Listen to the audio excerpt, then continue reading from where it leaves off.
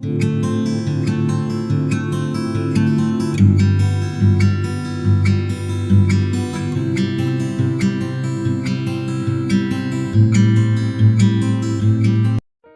मसीही भाई बहनों को यीशु के नाम में शालोम, प्रेज द लॉर्ड, जय मसीह की। यीशु द सेवियर मिनिस्ट्री और मैं प्रभु यीशु मसीह में आपका भाई जेम्स, आप सभी का इस बाइबल अध्ययन कार्यक्रम में एक बार फिर से बहुत बहुत स्वागत और परमेश्वर का धन्यवाद करते हैं।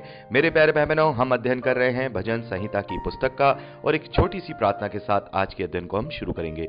हालेलुया, धन्यवाद पिता परमेश्वर, धन्यवाद करते हैं आपके अद्भुत रीति वाले प्रेम के लिए जो आपने अपने इकलौते पुत्र को देकर हम सभी पर प्रकट किया। धन्यवाद करते पिता आपके अनुग्रह, आपके महान प्रेम, आपकी तमाम स्वर्गीय आशीषों के लिए।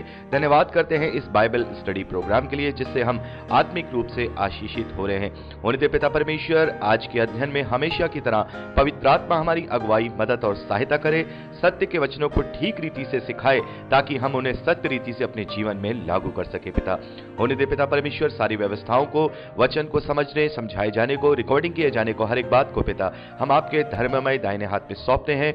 आप हमारी मदद और अगुवाई कीजिए। सारा आदर देते हैं, सारी महिमा देते हैं और इस प्रार्थना को यीशु के सामर्थ्य और पवित्र नाम में मांगते हैं, आमीन।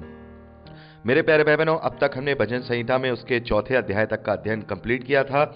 आज हम 5वें अध्याय से आगे का अध्ययन शुरू करेंगे। तो मेरे प्यारे भाई बहनों, जब हम 5वें, 6ठे और 7वें अध्याय को पढ़ते हैं, ये तीनों ही अध्याय हम देखते हैं कि ये जो छुटकारे के जो भजन हैं, विलाप के जो भजन हैं, जो विपत्तियों में सुरक्षा के लिए गाए जाते थे, उसकी कैटेगरी में आते हैं, जिसे हम इंग्लिश में लेमेंट्स साम बोलते हैं। तो ये तीनों ही अध्याय जो सुरक्षा के लिए डायरेक्टली परमेश्वर से प्रार्थनाएं हैं, डायरेक्टली परमेश्वर से भजन हैं जो गाकर किए जाते थे। और मेरे प्यारे भाई बहनों, जैसा कि मैं आपको बता चुका हूं कि भजन संहिता में जो भजन लिखे हुए हैं वो सारे के सारे भजन जो हैं इंस्ट्रूमेंट्स के साथ गाए जाते थे। एक स्पेशल राग इनका हुआ करता था, स्पेशल इंस्ट्रूमेंट्स भी हुआ करते थे, यानी हर एक भजन के लिए अलग अलग इंस्ट्रूमेंट भी इस्तेमाल में किए जाते थे। जैसा हम यहाँ पर इस 5वें अध्याय के विषय में देखेंगे तो ये 5वां अध्याय बांसुरियों के साथ गाया जाता था। बांसुरी जो होती है, बांसुरियों के साथ कांग्रीगेशन में और सारे लोग मिलकर के इसे बांसुरी के साथ इस भजन को एक राग के साथ गाया करते थे। और मेरे प्यारे भाई बहनों, ये जो 5वां अध्याय है ये सुरक्षा के लिए प्रार्थना है, यानी कि जो इजराइल के जो शत्रु हैं या उस वक्त जो दाऊद के शत्रु हुआ करते थे, जो उनके देश पर अटैक करते थे या उन्हें परेशान करते थे, उन शत्रुओं के लिए उनसे सुरक्षा के लिए प्रार्थना है। तो मेरे प्यारे भाई बहनों, जैसा कि मैं आपको बता चुका हूं कि पुराने नियम की बहुत सारी ऐसी बातें हैं जिन्हें हमें राइटली डिवाइडेड करके, यानी कि ठीक रीति से उन्हें डिवाइडेड करके, विभाजित करके अपने जीवन में लागू करना है और उन्हें समझना है और उनको क्लेम भी करना है।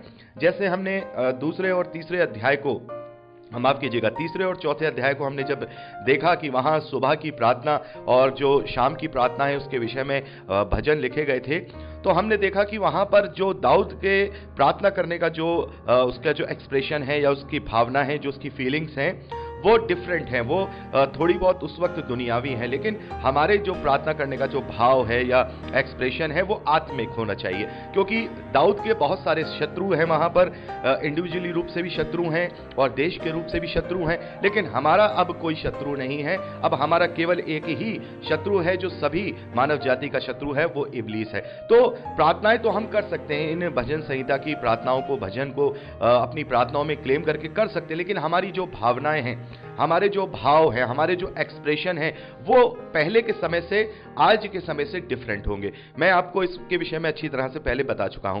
तो हमें इसी रीति से इन भजनों को भी अपनी प्रार्थनाओं में इंक्लूड करना है। यदि हम चाहते हैं कि इन भजनों को अपनी प्रार्थनाओं में इंक्लूड करके हम प्रार्थनाएं करें और प्रार्थना करके परमेश्वर से हम अपने निवेदन को रखें, तो हमें अपनी भावनाओं को देखना होगा कि हमारी भावनाएं इस भजन को लेकर के क्या है, हमारा जो एक्सप्रेशन है वो इस भजन को लेकर के क्या है।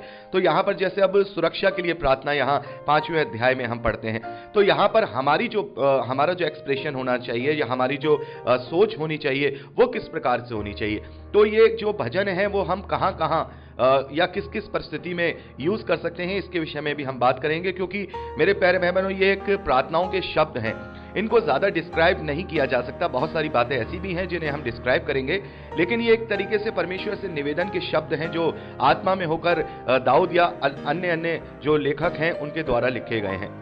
लेकिन यहाँ पर हम इन्हें ज्यादा डिस्क्राइब नहीं करेंगे, लेकिन हम इस बात पे ज्यादा जोर रखेंगे कि हम इन भजनों को या इन बातों को, वचनों को कौन सी कैसी प्रार्थना में या कैसी सिचुएशन में या कैसी स्थिति में इन्हें हम क्लेम कर सकते हैं, इन्हें हम यूज करके परमेश्वर से प्रार्थना कर सकते हैं। तो यहाँ पर ये जो सुरक्षा के लिए प्रार्थना 5वें अध्याय में दी जा रही है, ये हम कब कर सकते हैं? जब हम उत्पीड़न में हो, मसीही प्रचार के लिए जब हम उत्पीड़न में हो, या कोई मसीह सेवक या प्रभु का दास है या कोई मिनिस्ट्री उत्पीड़न में हो और लोग उन्हें परेशान कर रहे हो, उनके विरोध झूठी झूठी गवाहियां लेकर के आ रहे हो, उन्हें झूठे मुकदमों में फंसा रहे हो, जैसा कि आजकल हम देख रहे हैं कि ऐसा समय चल रहा है कि मसीही विश्वासियों का और मसीही सेवक और दासों का उत्पीड़न हो रहा है। तो इस प्रार्थना को हम अपनी निजी प्रार्थनाओं में और कलीसियाई प्रार्थनाओं में इस भजन को यूज कर सकते हैं, शामिल कर सकते हैं, क्लेम कर सकते हैं।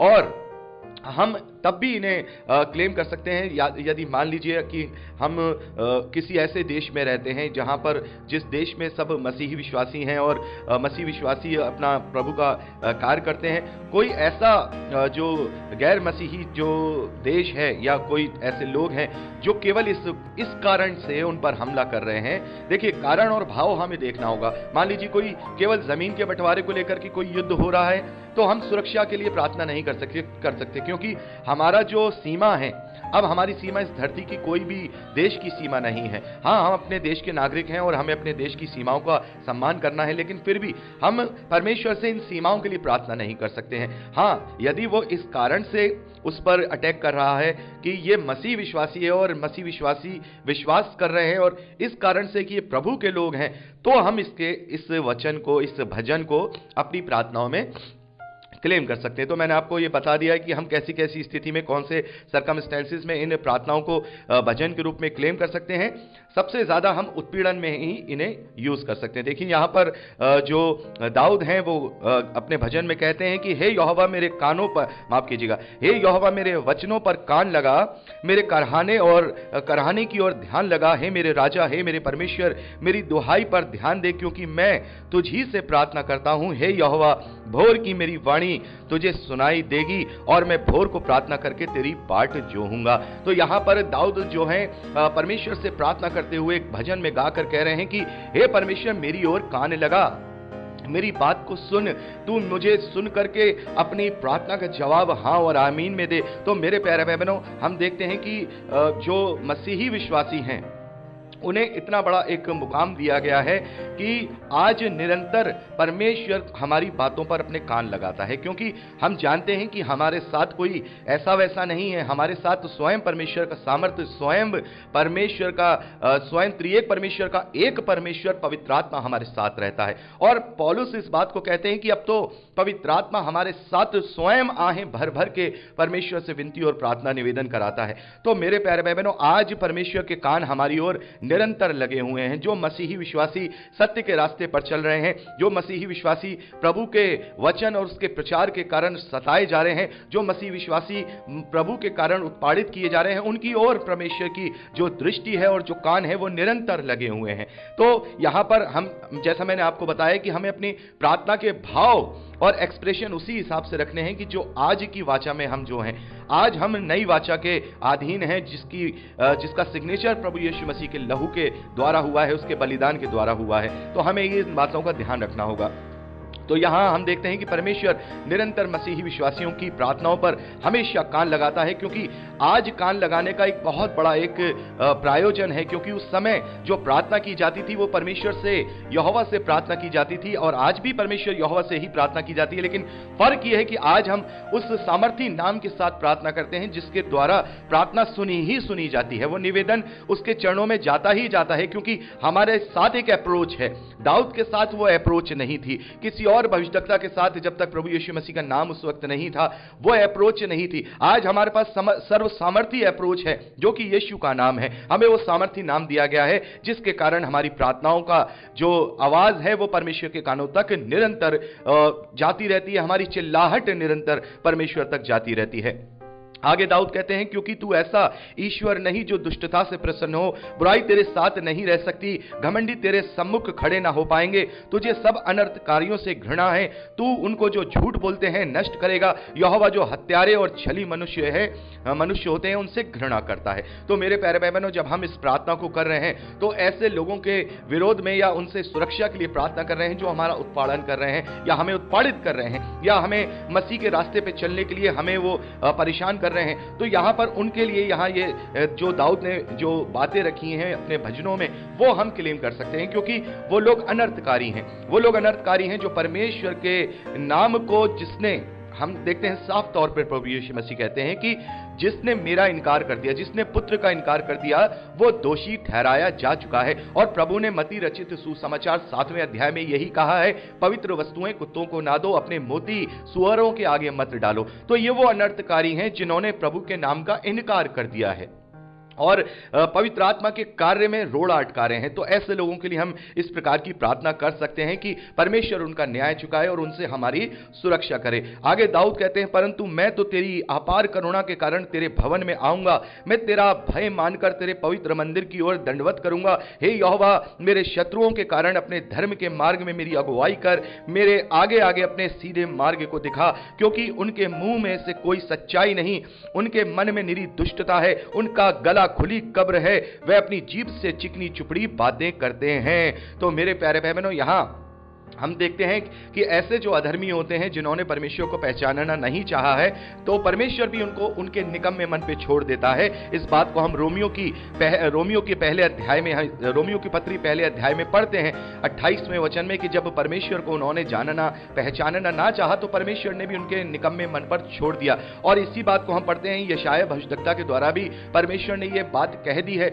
और इस बात को प्रभु यीशु मसीह ने भी दोहराया है। हम पढ़ते हैं मत्ती रचित सुसमाचार 9वें अध्याय 12वें और 13वें वचन में, वहां पर प्रभु ने इस वचन को दोहराया है कि मैं नहीं चाहता कि मैं उनके मन को खोलूं या उनकी आंखों को खोलूं जिनसे वो चंगे हो जाएं। तो ऐसे लोग भी होते हैं जो प्रभु का इनकार कर चुके हैं। तो हम इस तरीके की प्रार्थना कर सकते हैं जो प्रभु के कार्य को रुकावट में डालते हैं या प्रभु के कार्य में बाधा उत्पन्न करते हैं। तो मेरे प्यारे भाई बहनों, आगे दाऊद कहते हैं कि हे परमेश्वर, तू उनको दोषी ठहरा क्योंकि उन्होंने मसीह के नाम का इनकार किया है। तो हम इस वचन को भी क्लेम कर सकते हैं, वे अपनी ही युक्तियों से आप गिर जाएं और उनको उनके अपराधों की अधिकाई के कारण निकाल बाहर कर, क्योंकि उन्होंने तुझ से बलवा किया है। देखिए, ये जो वचन है 10वां वचन जो हम भजन के रूप में पढ़ रहे हैं, यहां सही बात है। जो लोग मसीह के प्रचार में या मसीह की बातों को विरोध कर रहे हैं, तो वो मसीह का विरोध नहीं कर रहे हैं, मसीही लोगों का नहीं, बल्कि स्वयं मसीह प्रभु यीशु मसीह का विरोध कर रहे हैं जो कि स्वयं परमेश्वर है। तो ये हम प्रार्थना अपना निवेदन रख सकते हैं कि हे परमेश्वर,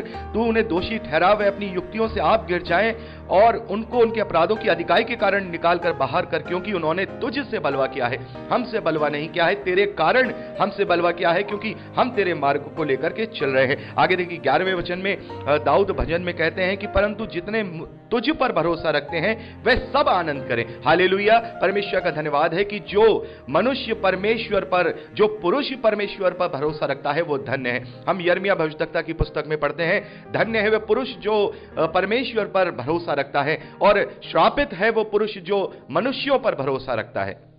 तो मसीही विश्वासियों का भरोसा तो केवल परमेश्वर की ओर है और परमेश्वर ही हमारी ढाल है और वो ही हमें हर एक बात से बचाता है, हमें हर एक चीज से निकाल लेता है। आगे यहां पर दाऊद कहते हैं, वे सर्वदा ऊंचे स्वर से गाते रहें क्योंकि तू उनकी रक्षा करता है। हालेलुया, आमीन। परमेश्वर अपने लोगों की रक्षा करता है। लेकिन मेरे प्यारे भाई बहनों, हम जब से प्रभु का प्रचार हो रहा है तब से पहली सदी की कलीसिया से देखते हैं कि बहुत सारे जो प्रभु के दास हैं वो वध किए गए। हम देखते हैं कि स्वयं प्रभु यीशु मसीह के जो चेले हैं उनमें से भी अगर यूहन्ना को, जो सबसे छोटा चेला है, प्रभु का प्रिय चेला जिसे हम कहते हैं, उसे छोड़ दिया जाए तो सारे के सारे, जिसमें पौलुस भी शामिल हैं और अन्य दूसरे चेले भी शामिल हैं जो उन 12 में नहीं थे, उनको वध किया गया, उनको वध किया गया। पतरस के लिए तो ये लिखा भी गया है बाइबल के अंदर कि उसको उल्टा करके क्रूस पर चढ़ाया गया है। उसको क्रूस पर चढ़ाया गया, याकूब का गला काट दिया गया। बहुत सारे जो सेवक हैं, जो प्रभु के प्रेरित थे, उन्हें खौलते तेल में, गरम गरम तेल में डाल करके मार दिया गया। किसी का सर कलम कर दिया गया, किसी के साथ कुछ किया गया। तो अब सवाल ये आता है, यहां पर यह लिखा है कि परमेश्वर अपने धर्मी जन की रक्षा करता है और जितना उस पर भरोसा करते हैं उनकी रक्षा करता है। तो आखिर इनकी रक्षा क्यों नहीं हुई?